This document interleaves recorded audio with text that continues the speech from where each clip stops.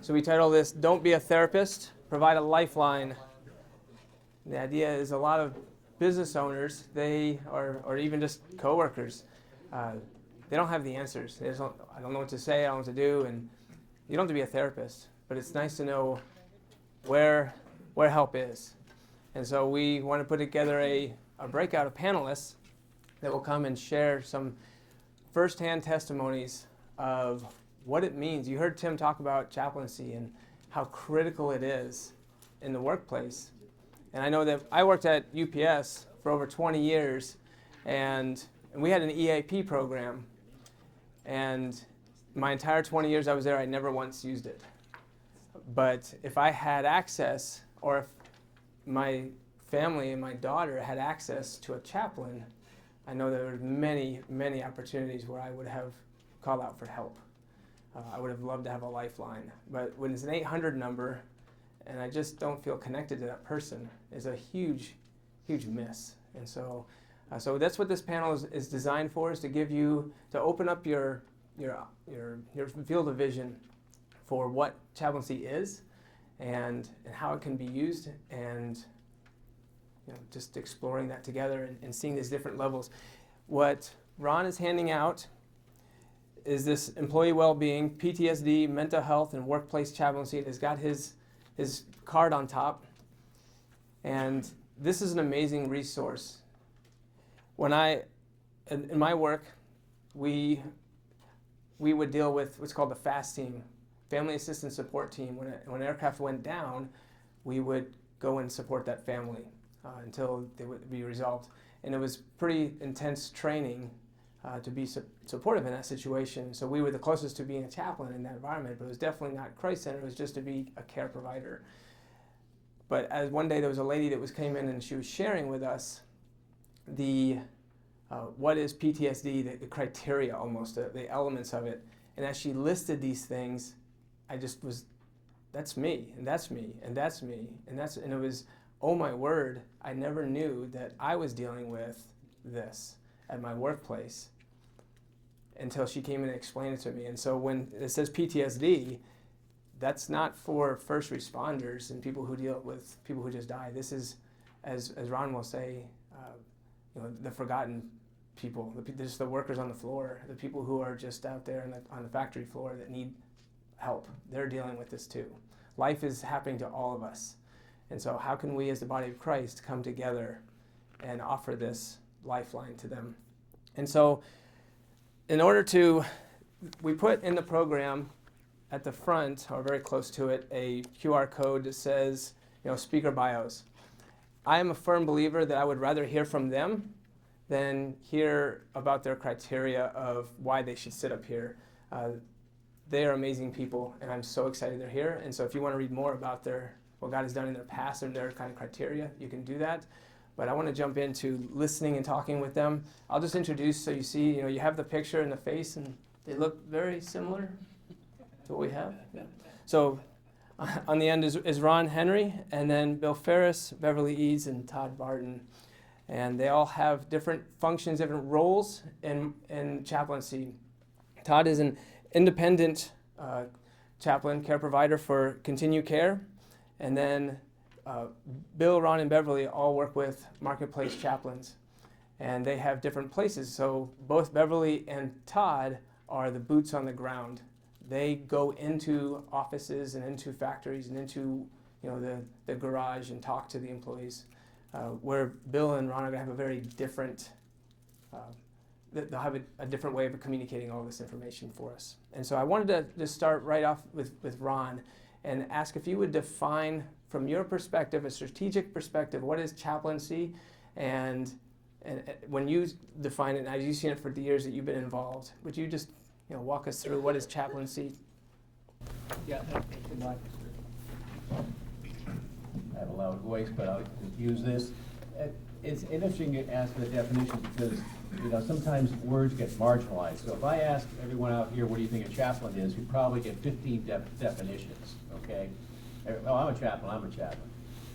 Marketplace, workplace chaplaincy, which we represent, is a proactive, relationship-based care service. If It's not first responder, it's building trusted relationships with people in the workplace, whether it be the worker, the manager, the supervisor, or business owner. But to be there, to be somebody that that individual can engage with and talk about life issues. This is sometimes the simplest life issues, maybe the teenage child, the marriage, or finance. And that trusted relationship is the key. And the service that's provided is much like what Jesus modeled for us when he walked this earth. It's a non-judgmental, confidential, voluntary engagement. And it's such a need today, if you think about it. How many, Forbes magazine 8 years ago put a survey out and it said that 70% of the people in the workplace do not have a trusted relationship they can go to in a time of need. That was 8 years ago. Who do you go to trust it? So it's a comprehensive, professionally trained people in serving the chaplaincy role for the specific type of building relationships. And the service goes beyond just the employee. The service goes to the employee immediate family members, and in many cases wherever they're located in the United States. So we bring the comprehensive care, but it's the key thing is building trusted relationships. Someone you feel you can actually talk about things. Oh, thank you. So that when you walk in, Todd, I'm going to go to you with that trusted care and building relationships. You walk into an office. What does a typical day look like? How are you building those relationships when you walk into an office or into a factory? What's that look like? Usually make weekly visits to the client, and it's usually very consistent. They'll know I'm going to be there every Tuesday or whatever day of the week it is. And so really, you just go in and you're just asking direct questions about how's your family, how are you doing personally, how are your kids, and you just over time, you build relationships and credibility, and hopefully you're building trust with the employees. And what I do personally is I will jot notes down on my phone and just kind of conversations that we have, and pick up on that the following week and kind of re-engage. So a lot of it's just accountability too, just kind of keeping people accountable. And it's amazing what God does in those weekly encounters with the employees. It's just amazing, because you never know what you're going to walk into. You never know what people are going through, what they've been through that day or the past week or whatever. And it is those God moments, those Holy Spirit moments, where you're there at the right time. And people open up to you, and you build relationships by caring. It's really that simple. Now, for either Beverly or Todd, the normal business hours, that's when you walk into the office, but are you ever contacted outside of business hours? I only do chaplaincy here, but not there? Or do you find that relationship, that you're building the relationship during the work hours, but maybe the employee needs your help after hours? How do you manage that, and does that happen? Yes, it does. And Marketplace Chaplains has an app, and the employees and their families can use the app. They can video chat with us, they can text, phone call, email. We will have coffee with someone. Whatever they need, Marketplace Chaplains are there after hours. I have found out that most of the calls after hours for me have been really 911 calls. There's been a death, there's been a car accident, somebody's on the way to the hospital, something like that. And yes, we go to those places, right? We go to the hospitals, we go to the funeral homes. That's another service outside of ours that I think really where you develop relationships and care is when there's funerals and weddings. We do those kind of things. I mean, how incredible is it for a business to have a provider who can walk people through a funeral process and can do the funeral for the employee's family or something like that, or perform wedding. I do a lot of funerals, do a lot of weddings for employees. And I think you mentioned too, it becomes an extension of the family, you know, and in a lot of cases, you truly become the pastor for a family. They'll call on you in the future to do funerals or weddings or show up at a hospital or something like that. So a lot of stuff like that after hours. Now, Bill, this is for you. So I know that onboarding employees and getting them on payroll, getting them up to speed, getting them, you know, into the culture is incredibly expensive. And then if you have a productive upper management person that is really struggling in the office, having that ability to have someone to counsel, I would imagine, I mean, the cost of losing an employee for just simply having, workplace struggles, how have you seen that play out? And have you had employees that helped retain employees so that they did not, so you didn't have to go through that just because of a workplace conflict? Well, it's you're right. It's a cost that's it's a high cost. It's hidden cost too. That and most of you guys experience that probably that have a business or have employees. It's a hidden cost, to go out and search and find and recruit, and the delays in productivity and all those kind of things. One thing I'll have to say here is I was very impressed when I got involved by using chaplains some years back, probably over 10 years ago, I guess it was, that they would give us an annual, like a biannual report. So a couple times a year we get a report from them. And that report, I just want to say that report is confidential from the standpoint of I don't see names of employees. I don't see, that employee, Mr. Smith has this problem or John Doe has that problem. I don't see that. It would be a summary of we had this many encounters. So many of these encounters were about finances. So many were about family issues. So many encounters were about spiritual issues, and if there was any conversions or someone accepted Christ, it might have a note, some notes about that.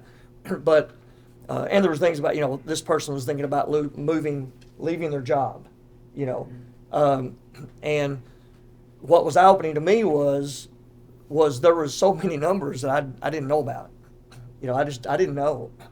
I mean, I would just say this to you guys, It helped me and our companies and our leaders start understanding deeper into the mindset and the heart of the employee.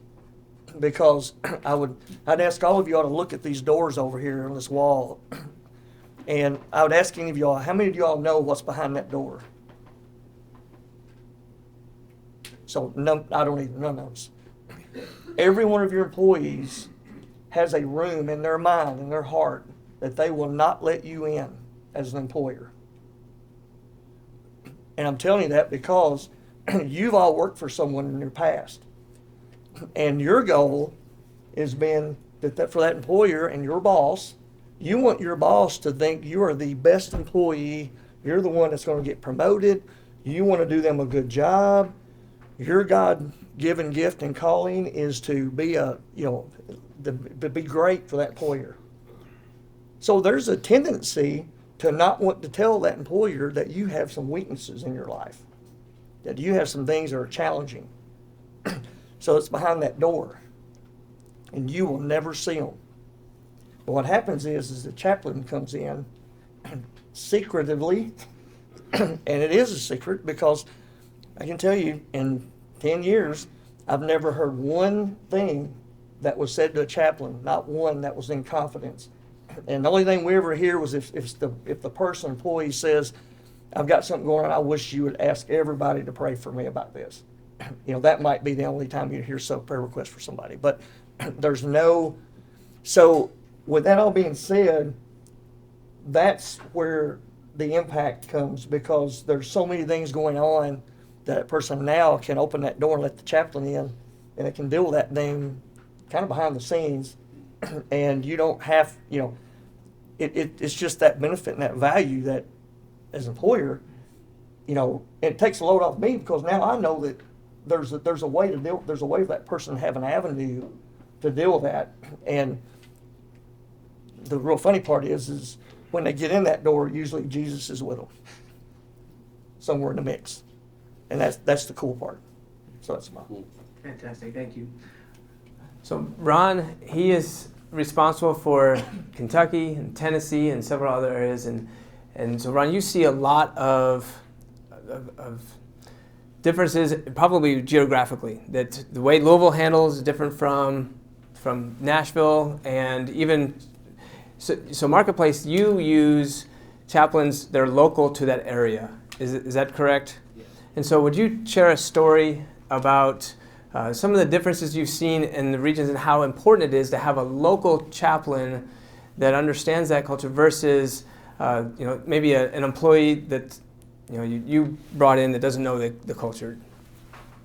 I can tell some real good stories because part of my really interesting stories because part of my responsibilities includes the West Coast. So it's a little different culture in the West Coast than it here is in Louisville. But I probably the best example because our model is if the chaplain serving a particular company has to be literally within 30 minutes location because they have to feel like they're in the community and have access. Probably one of the best examples and something that's dear to all of you here is, as you remember the tornadoes and what they did to Mayfield. That candle factory that you read about, we served, as well as we served Pilgrim Pride in that community. And so our chaplains were familiar with the employees of the candle factory. Literally within 3 to 4 hours after the tornado hit that facility, we had 5 of our chaplains physically there to deal with people and deal with their grief. Matter of fact, one of the churches from which our chaplains will attend became one of the centers for the people to be there. If they weren't living locally and they didn't have the concern for that, they wouldn't have it. So this is relationships, and you have to be present. Otherwise, if I have someone from St. Louis, what difference would it make? But having that local presence is there, and that's part of our model. The model we have because we have 2,200 professionally trained chaplains all across the United States. So if you had a family member, in Des Moines, Iowa, we have a chaplain that's based there. Could go to the hospital, maybe pray for your parent or whoever is in the hospital. But yeah, relationships are based on community. I mean, you have to be in the community to make it meaningful and trustworthy. Beverly, so this old proverb that I always enjoy is the best time to plant a tree is 20 years ago, and the second best time is today. And relationships take time. And so someone's not going to open up their door to share with you these deep, dark secrets. It just takes time. Like Todd was talking about walking around and sharing. What have you found, how long does it take for someone to really open up their heart to you? And then, and if that is whatever that time is, I mean, it seems like today would be the day to start incorporating that into your company because you're looking at this time, whatever this time is to get to that point. I need to start today planting seeds of relationship. What have you seen? How long does it take typically? And I know it's going to be different for every person in every situation, but just kind of throw out our story of maybe one that took a while and one that was a little bit shorter. Yeah. One of the warehouses I go to, one thing that I do, I just go around, just like he said, that you ask them, how are you doing today? How's your family doing today? And I had a woman that I could just see that she was closed. She did not want to talk to me. So every week I would just go by and I would smile and say, hey, how are you doing today? How's your family? So it took a while, and finally she opened up and she said, I have a lot of family members that have had cancer and have died. And so she had all this bottled up, and I could just see the stress on her, and she did not want to talk about it. She even told me that she told her boss, do not send those chaplains around here. But now she says, I'm so glad you continued to come. I'm glad that, you all are here. I'm glad you're coming. And, sometimes it takes a while. And then some people are willing to talk. Some people are willing to share. And, you know, I just pray, God, give me the compassion of Jesus, because Jesus had such compassion. He did not judge. And some of the stories we hear, you cannot judge. You just have to show the love of Jesus. So I'm going to throw a curveball, so whoever wants to answer this one. And often in the workplace, and as we know, there's these informal leaders, and there's people who everyone looks to, and the leadership needs to really have buy-in from that person for it to trickle down to everyone else. And how does that show up in chaplaincy? To your point, where you said, and that's where the question comes from, Beverly, is that the person didn't want you to come around, and then when that person, their heart, God breaks their heart, all of a sudden the floodgates open. Have you seen that happen? And share a story about where the chaplaincy ended up being a culture change agent for that company because of the walking around and just continuing to bring the love of Jesus. I'll add, yesterday, and I can drop names here because it's okay. I got permission. Yesterday, I was with our Executive Director of Operations, Kevin, and we were doing that, we call it employee care review, where we were running over the statistic, the data that Bill referenced for a company called Fabricated Metals. I don't know if anybody's familiar with that company. It's the others near the airport. And what was really interesting there, they have a very culturally diverse workforce and everything. And the utilization, chaplain encounters for the last 6 months, they have like 280 employees, but the chaplain encounters, meaning when a chaplain interfaces, they had something like 900 of them in the last 6 months, just interactions. The reason I bring up is they, unsolicited, they just said, is shaped we have such a diversity in our workforce. Having the consistency of the chaplain care has kept a sort of a baseline of what our culture is. But the key thing, I think, and this is where we have to, we always look as a business leader or owner, I'm going to bring something in, that'll take care of it. It's like anything, if you don't take ownership to what the program is, the people and the workers are going to feel it. This company took ownership from the president, CEO, to HR and everything. So their level of engagement and participation is far above the norm. So, we become, as the HR manager said, you're my best friend. Because I'm one person and I got 280, what am I going to do to help? So the fact is, as a resource to leadership, saying, I know someone's struggling, can you help me out? So it's like anything.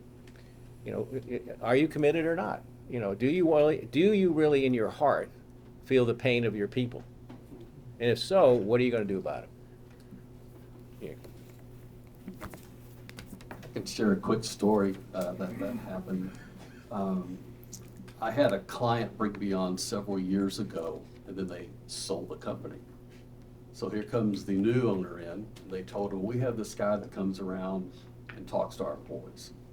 And his wife actually heard about it and had him keep me on. So, he didn't really understand it. He is a faith-based guy. But anyway, so about a year later, one of his employees got cancer, and really quickly. And we got word that he probably wasn't going to make it for another 24, 48 hours. So I think it was a Friday night. I went up to the hospital about 9 o'clock, and he was there, the owner. And so we went in, and I think he saw just loving on the family, and loving on the employee, and praying with the family that night. We all got together, and we walked out together, and it was life-changing for him as far as what he was going to do from that point on. And since then, it's been very purposeful, and it's really opened up a lot of doors. Only God and the Holy Spirit can do that Amen. kind of stuff. Amen. All right, Bill, so as I was an industrial engineer, I was all about efficiency. I wanted to get, kind of like the stories we were told, I wanted people working. The last thing I want you to do is to stop working to start talking. And so now you're going to have this whole group of people come in and stop productivity every Thursday, that I'm gonna really, as a business owner, I'm gonna have a hard time stomaching that. What would you say to me and to another business person saying that is just the most inefficient use of my employees and their time? I have deadlines, and I see the glory and the amazing things, but I have a job. Will you speak to that, please? Sure. One thing that's very innovative is that don't get me wrong. You as running the business, you have to orchestrate the process and figure out what process works for each of your locations. Currently where I'm at, we've got 6 assisted living facilities. Those are very easy, because there's caregivers there, 2 or 3 people. Chaplain, you're actually one of our chaplains at our Barton facility, Beverly, and she can come in, and there's kind of time, within what's going on. We've got another business, which is the pharmacy, and there's 20 people in a room that's not much bigger than this right here, elbow to elbow, working, filling scripts all day. Very busy. Don't have a good break room, don't have a good access, so they had to get creative there, because the normal routine is, there's break times, there's lunch times. The chaplain will figure out, when those are, working with the manager or the supervisor or the owner, whoever, and figure out, okay, they're going to be on break at 10 o'clock to 11 o'clock, and they're going to lunch from noon to 1. There's going to be people in and out. You might say they're on the clock, but they're at break. And if that employee wants to use a little bit of that time to talk to the chaplain, it usually happens. And the chaplains are kind of in that area. They make themselves available during those times. That doesn't hurt production literally at all on those roles.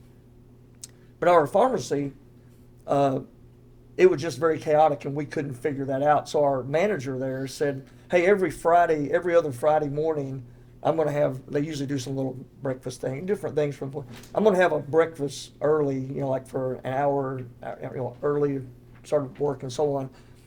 Chaplain's going to be here, and she built relationships with them. But the chaplain's going to be here, we're going to have time. So they kind of made a little block of time that's kind of a come and go little point that's specific and set up so that they know the chaplains. And other than that, they're on the phone. As Beverly said, they're texting, calling, following. There's other ways to work that and keep that relationship building. There was a little bit of time up front that we had to get in and out maybe more frequently at the initial onset. But back to the earlier question that we started off with, if you don't do some of those things, that you may have to, it's like pay me now or pay me later. I mean, and you can not do it, and then later on you can be hiring somebody else because what was behind that door you didn't know about, they end up quitting or left or whatever. And so I've just share that there are issues. We had one employer, previous life, and I had previous work. And I'll tie this in with the story earlier about the local chaplain. In Edmonton, Kentucky, we had a location there, and the employer was a large company. They had a company there. It was we were supply chain, so we were running a warehouse for them. They did not want to let our chaplains come into the facility because many years ago they had somebody that was, I don't know, it wasn't chaplaincy. It was somebody else coming into a facility, and there was some kind of union activity or something going on, and they just swore off any third party, whatever. Well, our chaplains we didn't say that's what stop us. So our chaplains started getting information from employees. It's a little small town. Edmonton, Kentucky is a little bitty small town. And the chaplains started meeting at the local restaurant like a certain day of the week and said, hey, if you all after work want to come by, I'm going to be down here. And so they built a few relationships, probably not as robust as you'd like to see it, but they built relationships. One of the ladies working there met the chaplain, got to know him a little bit, just started a relationship, with this chaplaincy deal. And a few weeks later, her husband was a self-employed, like plumber, pipe fitter type guy. They comes home from work, they're eating dinner, look out, and his work truck is on fire in the driveway, burnt down. all of his tools. That was his livelihood. She was kind of the second income. That was their main income. This chaplain hears about, she talks to the chaplain about it. He's a local pastor. He goes to his little local church, and on Sunday morning says, hey, I got a story for you guys at the end of the service. This person that I'm chaplain down here, their truck burned down, and we're going to take up a love offering. They took up a love offering and helped that guy buy a new truck with tool or supplied his, that's what your local chaplain does, because he's in the community. So later on, we got to get in there. The chaplain got to get in that business, but it took a while. And so there's things you have to do to make it happen. Yes, you're going to have to bite the bullet a little bit every once in a while, but weigh out those costs. But remember, some of it is delayed gratification, not immediate. So that would be my story on that. If I may add just a quick, it's sort of a humorous story, but it aligns with what we're talking about. There was a company I was dealing with, and company of about 100 employees, and I was dealing with the COO. No deference to you, Bill. Okay, COO, and he was just. He said, I don't want this service. I know you will take people away from their work. I cannot, no. Our policy is we do not take people away from their work. We just sort of walk through and do greetings, as Beverly shared. And he goes, well, I'm going to be watching. So about 4 months later, I'm looking and talking to our local chaplain and said, you're spending an hour and a half. You're only supposed to spend less than a half hour walking through this. What's going on? And the answer to the story is, well, the COO keeps pulling me in the office and talking to me for an hour. Mm-hmm. Yep. Everyone has needs. Yep. So Ron, this is going to stay with you for this next question. So what is the smallest company that you all service, and then what's the largest that you like? Just ballpark if you don't have it at the ready. Like how small does a company will you come in and say, or school or whoever it is you're going to be with? When do people start calling you up and say, I think I need a chaplain? Well, the smallest is a 3-person law firm. It's in Modesto, California, so that's the smallest. Because we serve, small companies, even if they're all remote, because we have a whole remote plan, because people don't always go to the same office. And we, some of the largest companies we serve are like Cargill, which is over 30,000 employees, Pilgrim Pride, which is like 40,000. We're doing a pilot with Intel. We're dealing with a major retailer now, well-known retailer we're doing a pilot with. So it's any size, any shape, public, private, nonprofit. My good friend Craig Warner's here, who used to be executive director of the Gideons. We serve the Gideons. So it's we serve city governments. We just started last year serving 2 large hospitals, 5,000 employees. In Southern California, we serve the largest casino.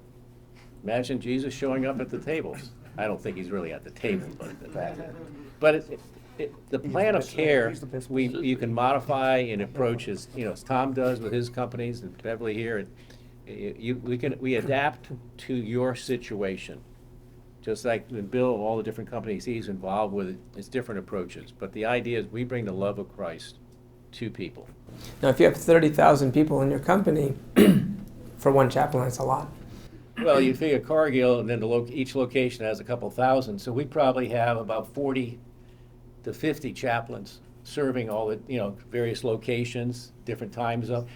Some companies, big ones, actually have 3 shifts, 7 days a week, so we have to have scheduled chaplains at different shift breaks and so forth. So, or there was a large chicken manufacturer we started serving, and then of course chicken prices went crazy, but we had to serve 8 different bilingual chaplains, people groups we had to bring into the chicken processing plant. I will tell you right now, as much as you may have a heart for chaplaincy, those chaplains have a heart to go into a chicken processing plant to serve their employees are a special breed. It's not, I guess I'm too spoiled, but. Is there a ratio that goes with chaplain to employees that you all try to hold to? Yeah, that's if you're entertaining to bring chaplaincy into your company, that's a very good question, because you are having the model that we utilize. We bring we have a team, male and female, because we believe, you know, females should speak to females, or if you have a teenage daughter, you would like to speak to a female chaplain, not a male chaplain. And so that's our model, is that approach. But we try to, you know, as our teams, each individual, we try to make sure they don't have more than 150 to 200 employees of which they have responsibility of. Now, as a team, it may be a company of 100 employees, so we count that as 50, even though they're available to all 100. So we try to do that because, once again, you add family members, you're tripling the number of people. So it's you know, and you know, and we're available, you know, it's unlimited utilization, you know, 24/7. So we try to keep that ratio. It's just, even that, I mean, I'm sure, you know, Tom, I'm sure Tom and the work he does in the company he's worked, I mean, there's times where he's thinking, do I have enough man hours? Can I really be available as it needs to be? So it's a challenge. I mean, it's a special breed to be what Tom and Beverly do. I'll tell you that. I'm very impressed. So I want to open up this time to, if you have a question about chaplaincy for Todd or Beverly, who are the boots on the ground. Yes? Is it a privileged conversation, like attorney-client or therapist-client? I mean, is it confidentially privileged? It's very confidential. Maybe you can answer that. I'm not really. Well, Sure. basically there's no option. There's no plan B. It's confidential. That's what we guarantee. That's what trust is built upon. Matter of fact, 3 years ago, we walked away from a company because their executive leader demanded to know the name regarding a particular story we shared, and we refused to give it. So, and he said, you have to, and I said, well, then we no longer will serve your company. So it's a non-negotiable. Let's say you were subpoenaed, would you have to testify to that conversation? Well, I don't necessarily know, but in 40 years, well, go ahead, Kevin, go ahead. There's only three things that we ever break confidence for, and that is if there's a life in danger, Safety. if they, threaten to hurt themselves or someone else, if they're gonna break a significant law, or if, they said, I'm gonna do this to damage the company. That's very similar, actually. Yeah. It- Those are the only three things we'll break. Yeah, and just to be clear, I can only speak from our organization of the 40 years. We've never had a formal complaint nor a lawsuit based on the services we provided. And I think a lot of that is because our people are professionally trained, but also we manage expectations. We make it very clear up front. There's no gray. This is what they will do. This is what they will not do. It's no different than raising your children. If you don't put proper boundaries on it, they can go haywire. So I think, once again, that's the idea. There's a lot, and I'm not saying that there's anything wrong with it, but there's a lot of times there's somebody may own a company and they have a good friend who's their pastor of their church, who's maybe amazing pastor for their church. And they say, hey, can you come out and help us be a chaplain? Well, they may have the right heart, but do they have the right training? Do they know the laws of the land? I mean, Clint is here, who's a lawyer, Clint Elliott there, and he obviously understands the liability issues and issues at stake if you don't, what your role may be and what position you're in. As an independent contractor like what Tom is, or us as an 501c organization, when you hire an independent organization company, you're getting the liability coverage. Versus someone internally you hire as an employee, because it's different, liability exposures. And of course, we're in a world today where you don't need a reason, but if you can avoid getting in that position, so. Any other questions for the panelists? I'm curious if you see any other faiths active in this space, and you have employers that want to say, well, if we're going to have a Christian chaplain in, we need a Muslim and other things. Just curious. The answer is we present ourselves as a care service who are people of faith. We're not a Christian chaplain. You know what I'm saying? We're a chaplain who happens to be of Christian faith. Yep. So we're a care service. And that's a clear delineation. And my 8 years of working from my standpoint, I don't know if Beverly, you had any exposure, or Tom, in that area. With all due respect, I mean, our faith is one that, you know, that has a heart to care. So I have not run across any, as I shared before, that an atheist business owner wants care for his people. They're not saying, well, gee, you may be, you know, what type of, you know, whatever. They want, their people want care. Now, I'll give you a really quick story. It was a Muslim young lady who worked as a bank teller. For 2 years, our female chaplain every day, and they developed a really trusted relationship. And all of a sudden, this young lady's father passed away. Now, she's Muslim. Our chaplain is Christian faith. She said to our chaplain, would you do the service for my father? And she knew that the chaplain was Christian faith. So our chaplain said yes. She went and visited an imam and got the appropriate respectful ways to do the last rites or whatever it should be, and did the service. And it's interesting, I share that story, and how many people go, golly gee, a Muslim? No, they had a trusted relationship. It supersedes, you know, I mean, just think about, you know, how we're quick to judge, but then we get to know the heart of a person. So, go ahead, Tom, you probably have a good one. Oh, no. Some of the clients who, I guess, are really wanting a faith-based chaplain there, they'll want me to be known as a chaplain, okay? Then I have some clients that we kind of do a generic, and I'm really titled the employee care provider. And that's just a more of a softening, you know. If you go there as a chaplain, sometimes they don't want their employees to feel like you're coming in there beating them over the head with the Bible, or a lot of times like, oh, I don't want to talk to a chaplain like you said. And I'll just share, there was one time I did have, we were doing a Bible study in a company every week during lunch, and an employee did get a word of that, or a hold of that, and she was Hindu, I believe. And just kind of questioned it, if they're doing that, you know, but, you know, nothing ever came out of it. So I'll just share that. That did come up one time, but nothing ever really came out of that. I don't know, I think the employee left not long ago after that. But other than that, I've never had any issue come up. And we've had several Bible studies with several clients that I do, and that's never come up in 18 years. Doesn't mean it's not good, but, you know. Yeah, some of the work sites, I'm not a chaplain, I'm a care partner. And, you know, I just go in with the love of Jesus. You know, I share my testimony, how God has changed my life.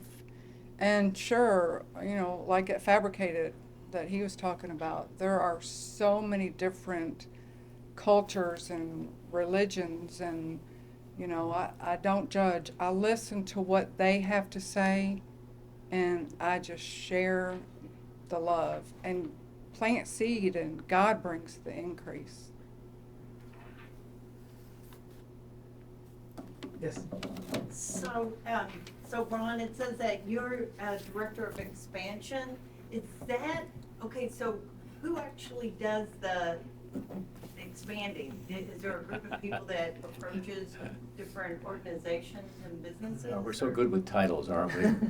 I'm basically the marketing guy. That's what my role is. I have a region that I am the front person to educate, inform business leaders or people HR leaders, business leaders on the value proposition of having chaplaincy. And therefore I have a counterpart we have 48 divisions at Marketplace, and we have executive directors of operations. And under each one of our divisions, there's anywhere from 40 to 60 chaplains serving. Some maybe at least 100 or more work sites, 100 to 200 work sites in each division.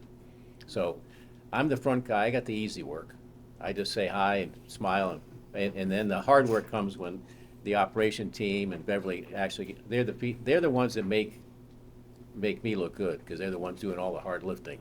So, but it's once again, just the clarity is, chaplaincy is not something, hey, I'm going to make some extra bucks, let me go be a chaplain. It's a calling. You know, I say often, we're all people, as faith, we're all chaplains with a small c. But there's a few people that God has anointed that give them the big C. I mean, they have a heart that's, I'm more of an exhorter, so if someone's messing up, I'll say, get your act together and go back. That's not really a good chaplain. Yeah. So what I want to do right now, because I just feel real led that at this event, we want to connect with them. And we've heard from them. We've heard some great things, some value.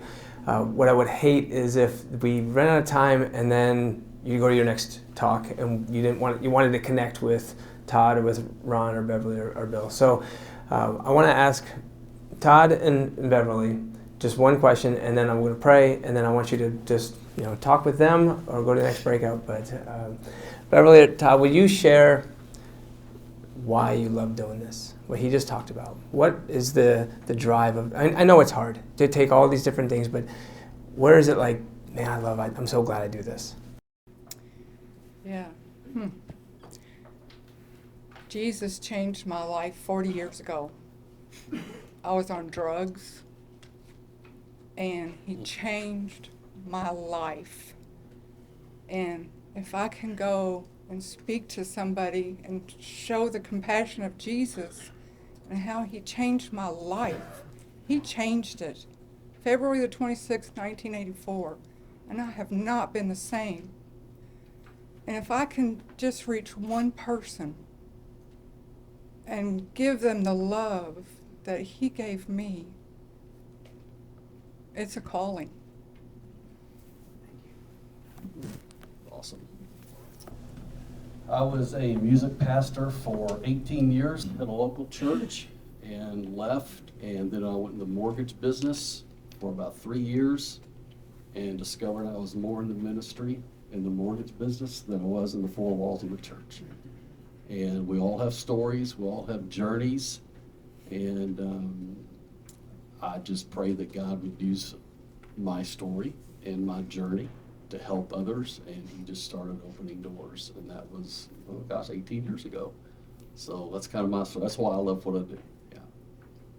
Thank you. I'm going to pray. Please join me in praying for them and for their ministries and their effectiveness as they move forward. Father God, I thank you.